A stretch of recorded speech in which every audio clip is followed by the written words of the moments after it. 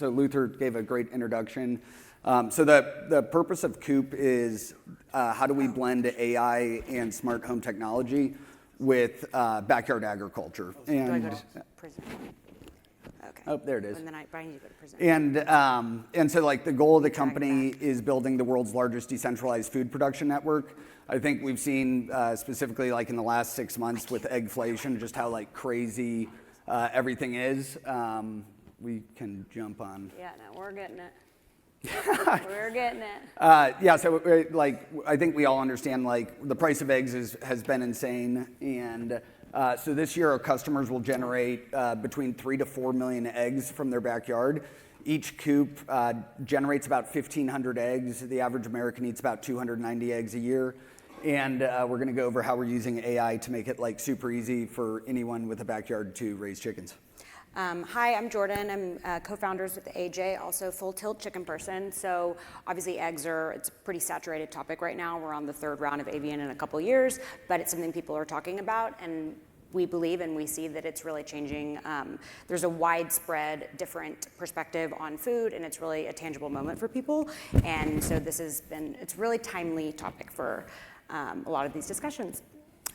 Totally. And so what Coop primarily is we use battery-powered cameras to like monitor everything that's going on in your backyard at any time. So we're contextually looking at are there predators? How many chickens do you have? Do you have eggs? It has like we do like remote chicken health monitoring, and about 13 million Americans raise chickens right now. It's about 3% of households, and our goal is to get to 10%.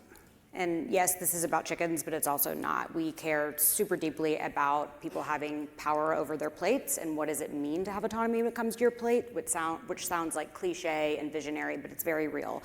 And so again, there's this tangible moment happening, and our long-term goal, and what really we started Coop, is to just reconnect people with dirt under their feet, food on their plates, using super smart tech, and really change the food systems. And so the problem is like large-scale industrial farming. It's centralized. It's terrible for the animal health, terrible for people that work there, and it's just not a good scalable. Well, it's scalable, but it's not a good system. I think people are waking up to the idea that like you go to the grocery store and your food's actually poisoning you. And so we want like the end goal of Coop is how do we enable anyone with a backyard to actually start generating their own both produce and protein. And I don't think it's a debated topic that we don't love big poultry, as we call them. And so the conditions aren't great. The nutrition is garbage, and there's another way, and we want to make that super accessible for anybody. You got a yard, you can have chickens. And so like average egg is about 45 to 60 days old, travels about 1,000 miles in cold storage, comes from like large-scale farms that the average hen has about 1 sheet of paper of space, and it's just not a good system. And then like backyard eggs on a non-monoculture diet, so like food scraps, bugs, grains, it's about 200% more nutritious value. So okay, everyone, and I'm going to do a quick trivia to get people waking up really quick. So anybody know about the secret 3-digit code on the side of every egg carton that's sold in the U.S.? Nobody? You're the first person who's ever known that. You get eggs. He might be from Big Poultry. Yeah, maybe you're from Big Poultry. I apologize.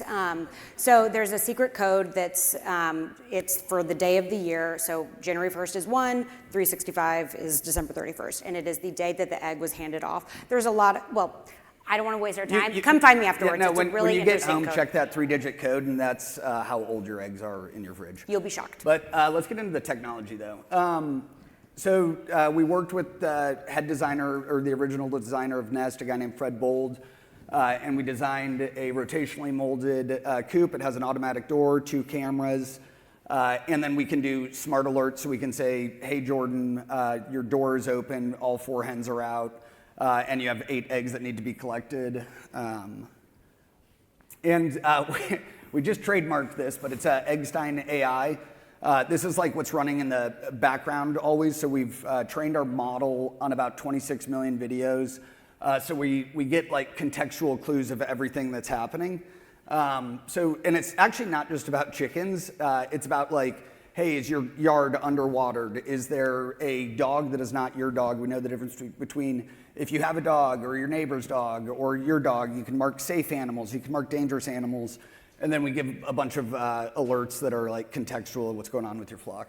So the thesis is, the slide you saw before felt a very familiar native iPhone experience. That is what it feels delightful. It's smart home tech. Our customer supplicants are very familiar with this, but on the back end, it's super sophisticated, intelligent tracking, and it really powers this ecosystem in your backyard that makes it's fun, delightful, but it's also super meaningful and a really, meaningful part of your life. So this gives like a little bit more context of like what our cameras are seeing and doing in the back end. So it's like, hey, there's giving confidence ratios of like, hey, what eggs need to be collected, what animals are in the frame.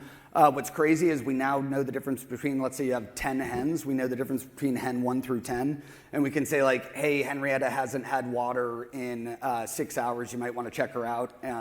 And so it's kind of like AI for chicken tracking.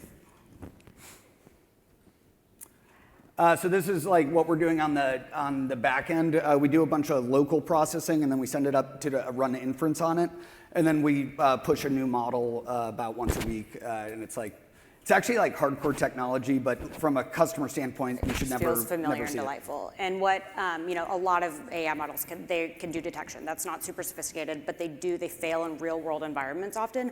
Ours, it has logic. It really thinks. And so if it detects a raccoon, but it also knows that all chickens are inside and the door is closed, it can assign a really high confidence safety score to that. So it's not just detecting, it's seeing, okay, this is safe or it is not. And if it's not, it can activate an alarm. So it doesn't just detect and see an object, it reasons and it thinks and it acts, which is one of our customers this morning, they had a bear attack their coop last night, and it's like, hey, all chickens are safe, but there's a black bear outside, so just heads up. Just heads up. There's a little more deeper context about, this is obviously not as valuable to when we're talking to our consumers. It's just like, oh, I got cool egg alerts, and oh, I have fresh eggs to collect, I can go make an omelet. But this is really what we've poured all of our investment and all of our focus into, is really building this context awareness based in real world backyards, and that really allows us to scale and change backyard food. Yeah, with the goal of like decentralizing. Like I want millions of homes generating billions of eggs and disrupting that supply chain. We're just about to push produce, which we haven't talked about publicly. So this is great.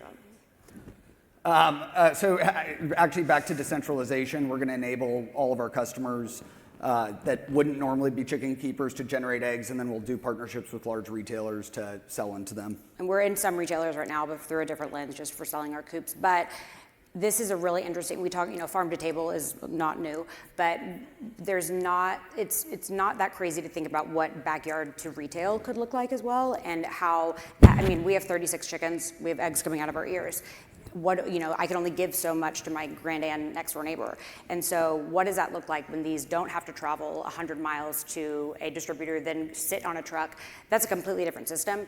It's big vision thinking, but it's not that crazy. Like hyper-local distribution where you're buying your produce and protein from your neighbors, essentially, or you're generating it yourself. So we're launching other verticals because the model actually doesn't really care about chickens. Chickens is just a 1 or a 0. So we're launching produce, ducks, goats, rabbits, and about 20% of our customers are currently doing that as it is. Cool. I don't think. Okay. I think this wasn't supposed to be in there. We have 10 seconds left. This is from the space pitch we just did. Yeah. So the reason Jordan and I started the company is I want to. We build decentralized food production here using semi-autonomous production systems and AI, and then we partner with SpaceX to feed all the people on Mars. Build all the food production systems for future colonies. So this actually isn't a joke. This is the goal of the company, which is going to be just awesome. Wasn't supposed to be in there. So thank y'all. Yay, raise chickens, everyone.